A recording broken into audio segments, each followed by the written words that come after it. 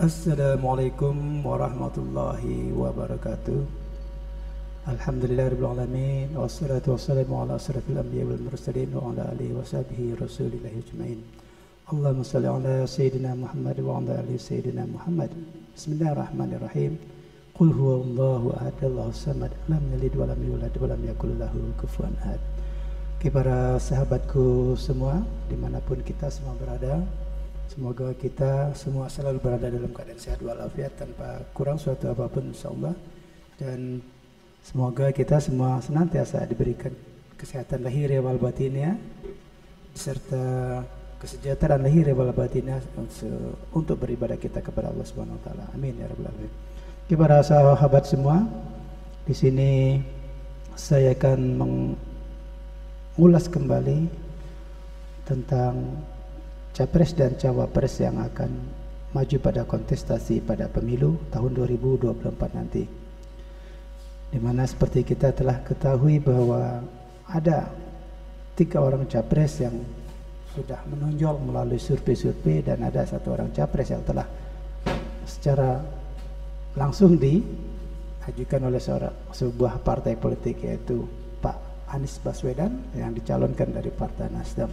Sementara calon presiden yang lainnya belum diajukan secara resmi, yaitu Ganjar Pranowo dan juga Prabowo Subianto, karena kedua orang ini masih terlibat atau masih masuk ke dalam pemerintahan, sehingga mereka harus menunggu waktu yang tepat untuk bisa mendeklarasikan diri sebagai Capres dan Cawapres.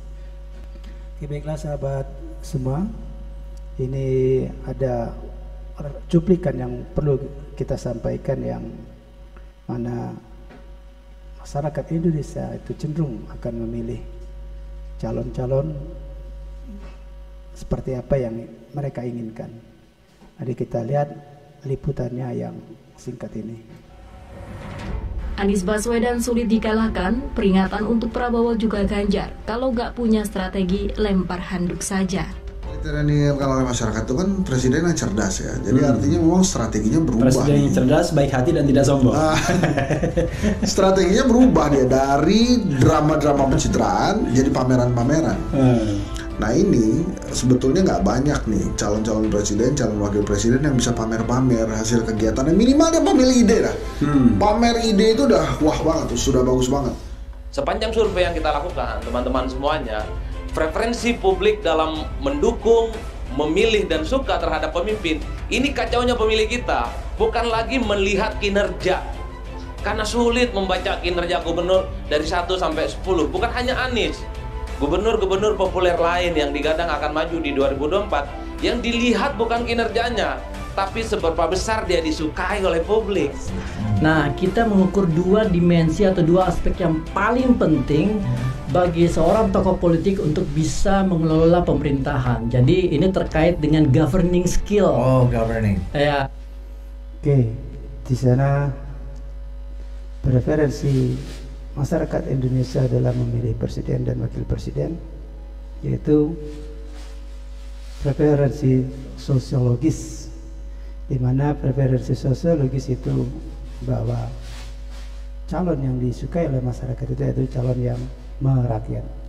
Dia bersatu atau mau menyatu bersama rakyat, khususnya ketika dia mau memilih untuk maju menjadi capres yang benar-benar bisa merakyat dan mengerti akan kebutuhan rakyat dan mengerti akan rakyat itu sendiri.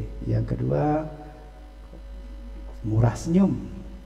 Tentulah seorang calon presiden maupun calon-calon wakil rakyat lainnya juga jangan menebar amarah, jangan menebar muka-muka masam, harus murah senyum. Kemudian yang preferensi sosiologis yang ketiga yaitu rendah hati. Di sini rendah hati artinya adalah bahwa dia, sang calon itu tidak menunjukkan kesombongannya, tidak menunjukkan kehebatannya, tidak menunjukkan bahwa dia adalah powerful, dia kaya raya, dan dia bisa melakukan apa saja dengan kekayaannya, dengan powerfulnya itu. Dan jika itu yang menonjol, sangat yakin dan percaya masyarakat kita tak akan memilihnya.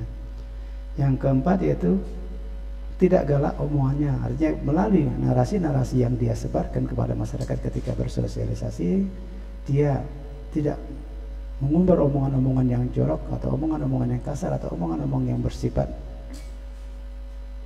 oligar, yang bersifat otoriter, yang kesannya ingin melemahkan semuanya, dan dia terkesan sombong omongannya dan galak sehingga rakyat bisa menilai dari omongannya apa yang akan terjadi kepadanya ketika dia menjadi pemimpin. Dan orang yang seperti ini tidak disukai oleh masyarakat kita. Dan ini yang paling salah satu yang sangat sederhana tapi mungkin saja menjadi kesenangan para masyarakat kita. Calon yang bajunya tidak ganti-ganti, ya, ini mungkin terjadi ketika zaman Pak Jokowi itu. Artinya bukan baju yang tidak ganti-ganti, saya sangat yakin dan percaya bahwa baju yang dia miliki itu jumlahnya banyak dan kebenaran dibikin pola yang sama. Jadi bajunya tetap berganti, cuma dengan motif yang sama sehingga masyarakat berkesan bahwa bajunya tidak ganti-ganti. Ya, ini mungkin salah satu yang perseptif daripada masyarakat yang kemungkinan juga bisa membawa ibah daripada masyarakat untuk memilih dia karena katanya bajunya tidak ganti-ganti. Wallahu a'lam bishawab. Mari kita teruskan untuk menyimak video kita ini. Keterampilan untuk mengelola pemerintah. Jadi ada dua aspek yang menurut kami paling penting. Pertama itu kompetensi dan kedua itu kejujuran.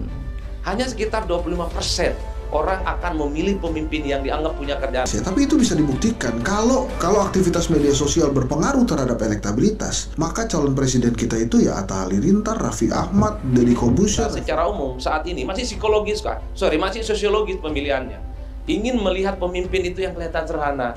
Nggak apa-apa deh kerjanya nggak maksimal amat. Kok kayaknya kalau dekat dengan kelompok agama tertentu kayaknya merasa dimaafkan. Itu psikologis pemilih kita.